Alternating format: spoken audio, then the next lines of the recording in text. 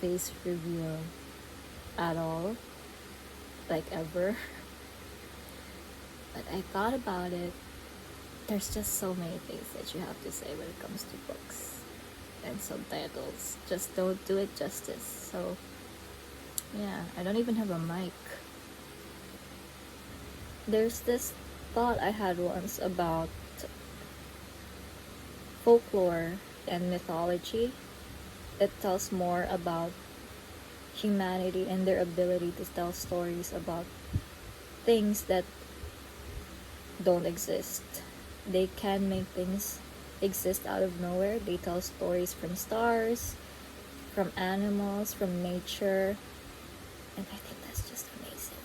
And that's partly why I'm such a big fan of mythology and folklore, because aside from the magic and the story itself of folk tales, it makes me think how wow humans can tell stories like this. Like there's that innate ability to be able to tell a story like that and pass it down from generation to generation, so yeah, there's a story about Babel, the Tower of Babel, the Great Flood, Noah, but it's a different name here. Oh wait, I think it's the same. Yeah.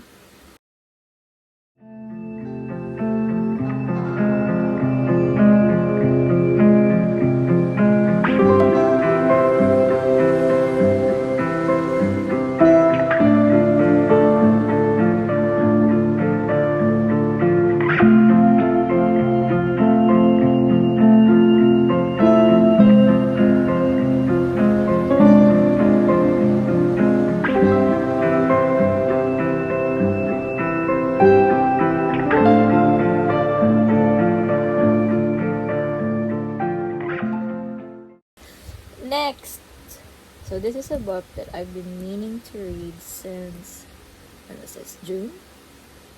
And I got this around April. It was in my TBR for June, then July, and now I finally read it in August. I just spent, I think, a week reading this, because, I don't know, I'm just not in a reading mood this month. But this is by Maggie O'Farrell, and ooh, it's so good. It's so good. I read the first paragraph of this, and she writes so vividly that you feel like you're transported to that time and place, and you can see what's happening. It's incredible. Like, what the hell?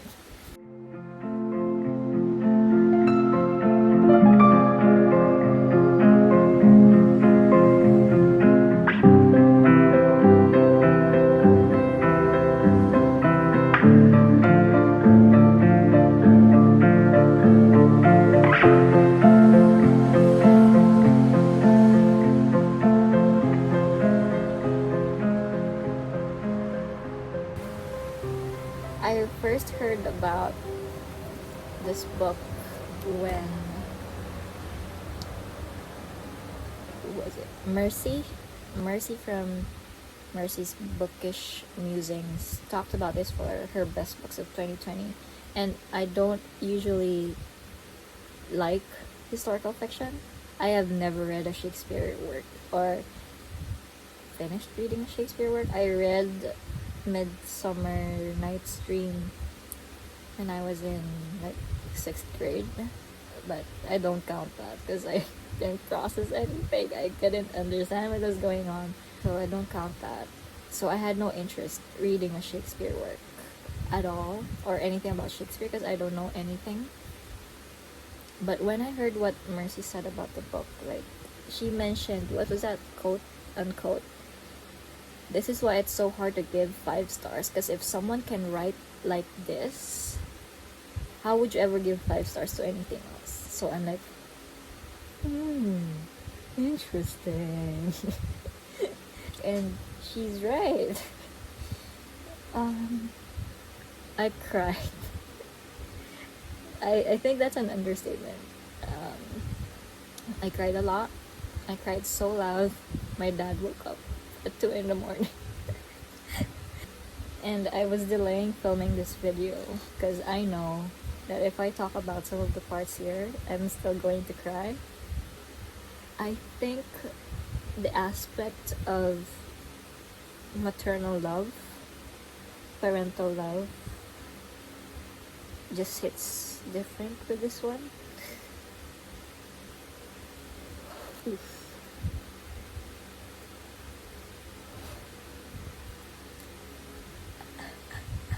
It talks about grief,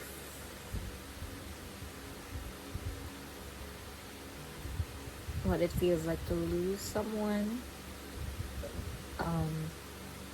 There's also this part about Anne Hathaway, not the celebrity. Shakespeare's wife is apparently named Anne Hathaway. I never knew. And there's this part about her being a witch. Like a cottage witch. That's amazing. I love her. Agnes is my favorite character in this book. There is an entire section here. The title is To Ride a House. And it's so interesting to me how, because the first line of the book describes perfectly the setting, where Hamnet is, like how he interacts and the environment, and it's amazing how you can picture yourself in this 15th or 16th century cottage home without even knowing what it looks like, and the ability to be able to tell a story with that. I just think it's neat. Yeah, it's Hamnet.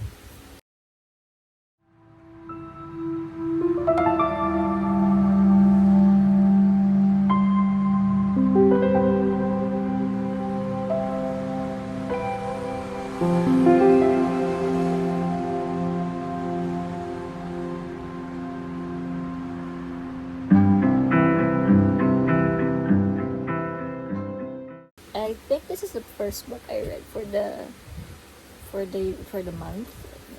I didn't want to read anything for August, but this came in the mail. I picked this up, finished it in like 2-3 days. I talked about it before in my, what's that called, best books of 2020 mid-year book tag, about how Carson is my favorite author so far this year, and I wanted to read more of her works. And I talked about how she had such a grip with the human language, and she continues to do that here. She has a way with pulling emotions from such short lines, just a few words. She's able to emphasize the emotions. I think that's so smart. That's so talented. Which is also one of my, I think, critiques. Well, is she a booktuber? Is she a critique or whatever? Is that sometimes I think this book was too smart for me, because there were a lot of references to other works, or a lot of references to ancient classics and philosophers and Greek history that it just flew over my mind. I wasn't well read enough to understand the reference, but the parts that I did read, the ones that I did understand, were beautiful. Next, Blue Horses by Maggie Farrell. No, Mary Oliver. Queen shit. The way you read Mary Oliver's poems, you just get transported to nature.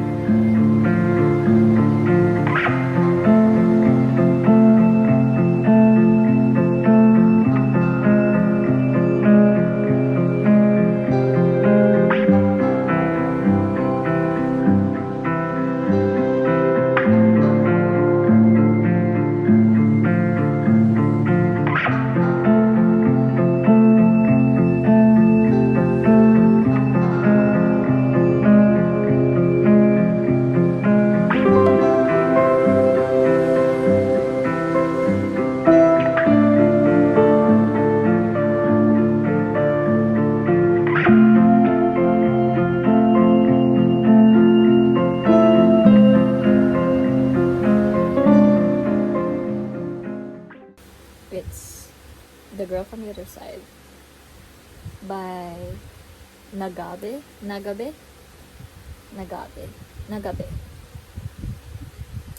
This is the fourth book in the series, and it's scanlated if anyone wants to read this.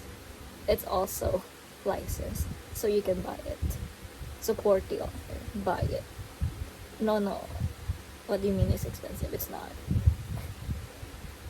Support the artist. The thing with manga is they have this ability to just capture an entire emotion in 4 panels or less. Like the talent it takes to be able to make you envision the emotion going through the characters, the feel, the chill in the wind, the sudden gust of air blowing through with just a few panels. No action, no animation. I think that's just a very talented way of telling a story, you know. It's really good. It's really good. If you like magical realism, slice of life, this is a great story. Read it. Buy it. Consumerism.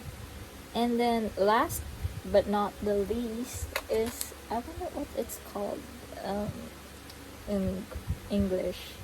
I think it's called, what is it? Spring, Summer, Nacchan, Fall, Winter, and Me. I don't have a physical copy of it. I read it online. Where is it?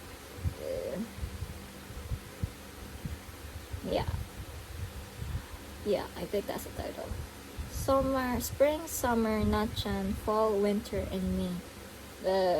It's by Sagan Sagan, which is one of my new favorite mangakas of all time. I love her works. I don't have a physical copy of this book. I'm just about to order it, but I do have How I Found Her in the First Place. This one. Old Fashioned Cupcake is the title. It's a slice of life BL manga, which is boys love manga. She writes about slice of life so well. I made a tweet about this a while back where I said it takes an interesting person to be able to make the most mundane things seem so interesting and engaging. Like, how can you make a story about 2 boys spending their school days from spring to winter not sound boring, you know? And the ability to capture those intimate moments through the seasons, that's one of my goals as an artist. Shameless plug. I want to be able to tell stories through snapshots of life.